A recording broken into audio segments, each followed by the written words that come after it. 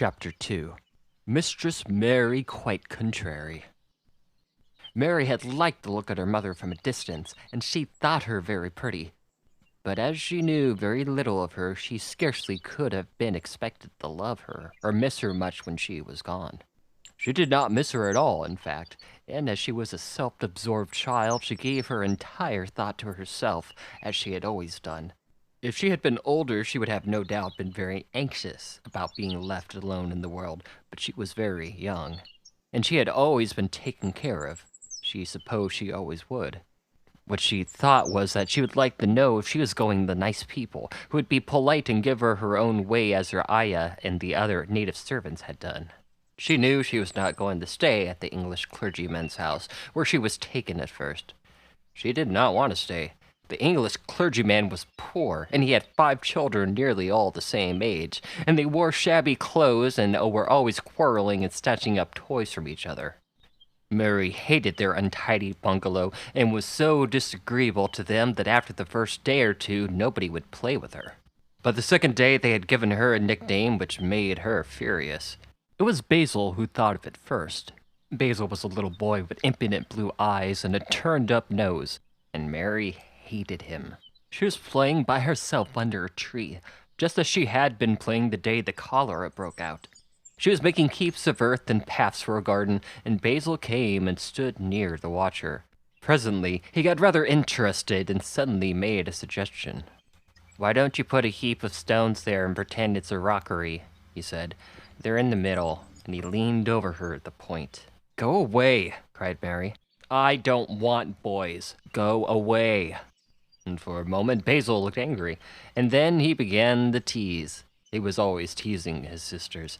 He danced around and around her and made faces and sang and laughed. "Mistress Mary Quite Contrary, how does your garden grow? With silver bells and cockle shells and marigolds all in a row." He sang it until the other children heard and laughed too.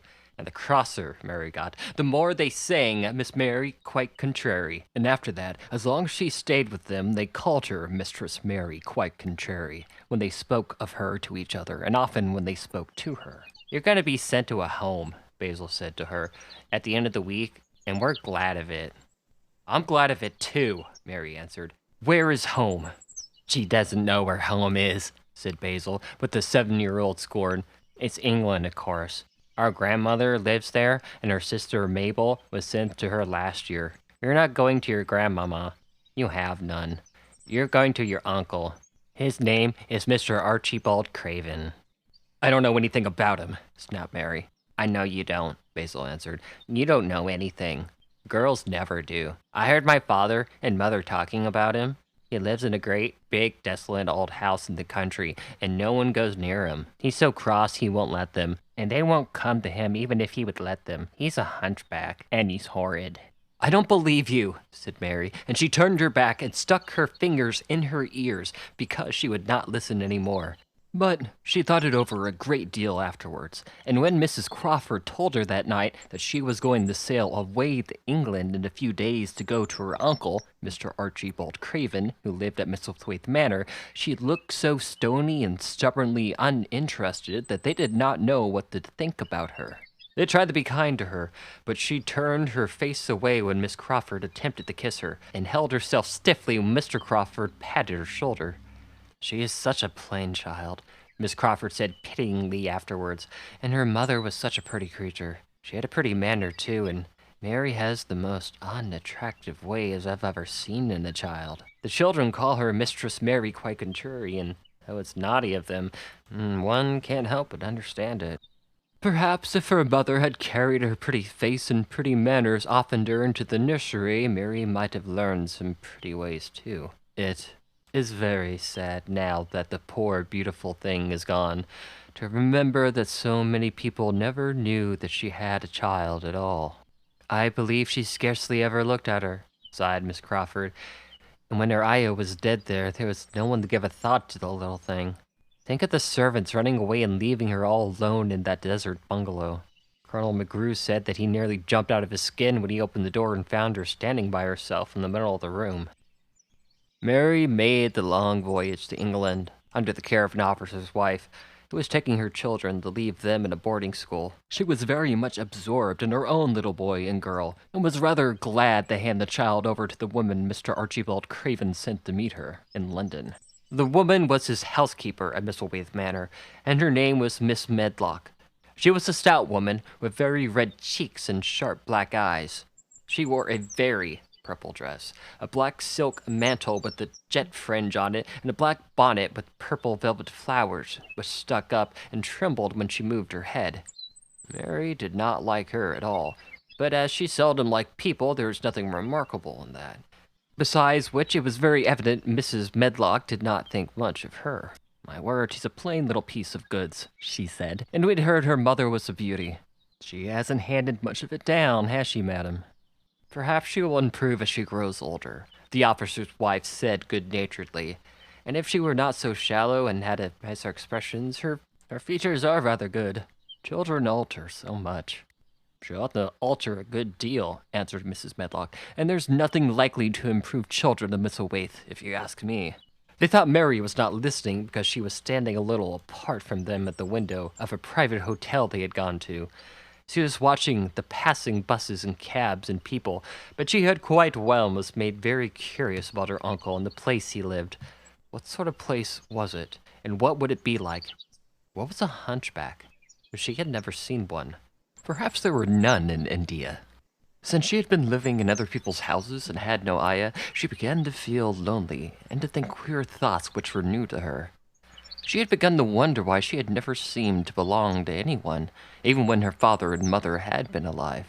Other children seemed to belong to their mothers and fathers, but she had never seemed to really be anyone's little girl. She had had servants and food and clothes, but no one had taken any notice of her. She did not know this was because she was such a disagreeable child, but then, of course, she did not know she was disagreeable. She often thought that other people were, but she did not know that she was so herself.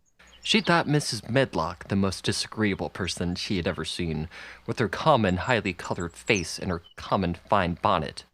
When the next day they set out on their journey to Yorkshire, she walked through the station to the railway carriage with her head up and trying to keep as far away from her as she could, but Mrs. Medlock was not in the least disturbed by her and her thoughts. She was the kind of woman who would stand no nonsense from young ones. At least, that is what she would have said if she had been asked. She had not wanted to go to London just when her sister Maria's daughter was going to be married, but she had a comfortable, well-paid place as a housekeeper at Misselthwaite Manor, and the only way in which she could keep it was to do at once what Mr. Archibald Craven told her to do. She never dared even to ask a question. "Captain Lennox and his wife died of the cholera," Mr. Craven had said in his short, cold way. "Captain Lennox was my wife's brother, and I am their daughter's guardian. The child is to be brought here. You must go to London and bring her yourself." So she packed her small trunk and made the journey. Mary sat in her corner of the railway carriage and looked plain and fretful. She had nothing to read or look at, and she had folded her thin little black gloves in her lap. Her black dress made her look yellower than ever, and her limp light hair straggled from under her black crape hat.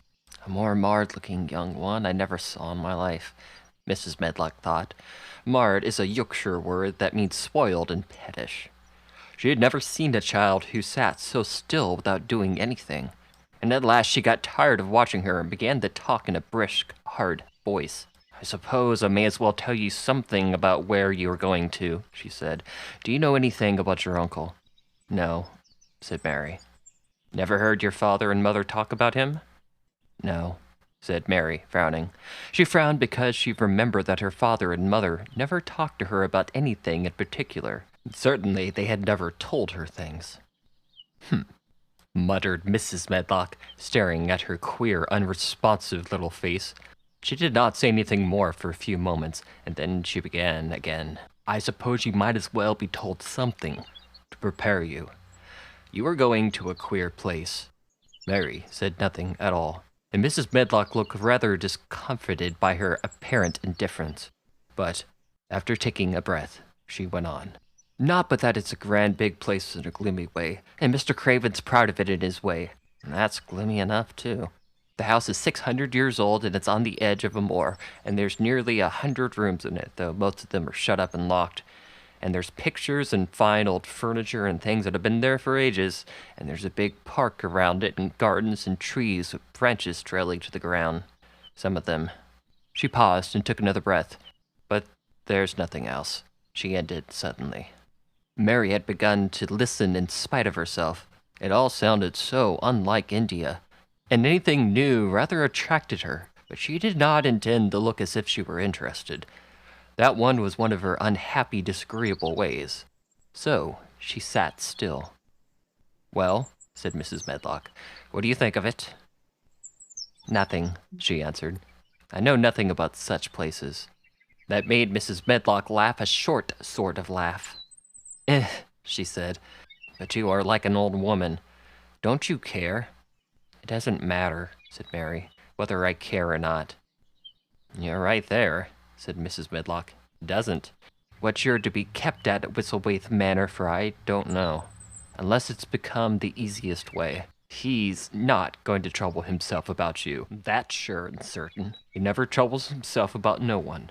She stopped herself as if she had just remembered something in time.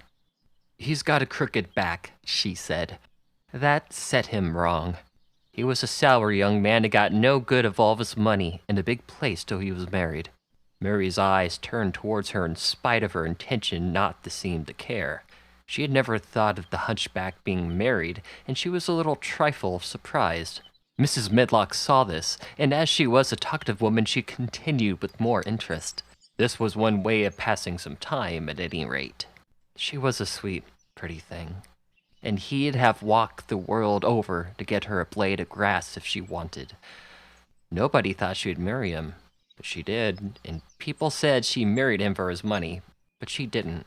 She didn't, positively. When she died, Mary gave a little involuntary jump. "Oh, did she die?" she exclaimed, quite without meaning to.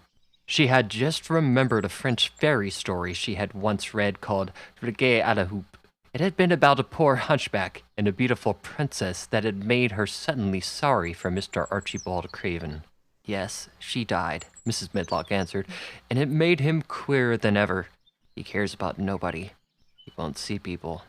Most of the time he goes away, and when he is at Whistlewaite Manor, he shuts himself up in the west wing and won't let anybody but Pitcher see him. Pitcher's an old fellow, but he took care of him when he was a child, and he knows his ways." It sounded like something in a book, and it did not make Mary feel cheerful. A house with 100 rooms, nearly all shut up with their doors locked. A house on the edge of a moor, whatsoever a moor was, sounded dreary. A man with a crooked back who shut himself up also.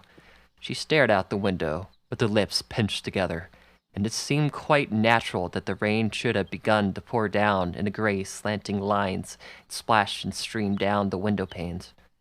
If the pretty wife had been alive, she might have made things cheerful by being something like her own mother, and by running in and out and going to parties as she had done in frocks full of lace. But she was not there anymore. "You shouldn't expect to see him, because 10 to 1 you won't," said Mrs. Medlock, "and you mustn't expect there to be people to talk to. You'll have to play about and look after yourself. You'll be told what rooms you can go into and what rooms you are to be kept out of. There's gardens enough, but when you're in the house, don't go wandering and poking about. Mr. Craven won't have it." "I shall not want to go poking about," said sour little Mary, and just as suddenly as she had begun to be rather sorry for Mr. Archibald Craven, she began to cease to be sorry, and to think that he was unpleasant enough to deserve all that had happened to him. And she turned her face towards the streaming panes of the window on the railway carriage, and gazed out at the gray rainstorm, which looked as if it would go on forever and ever. She watched it so long and steadily that the grayness grew heavier and heavier before her eyes, and she fell asleep.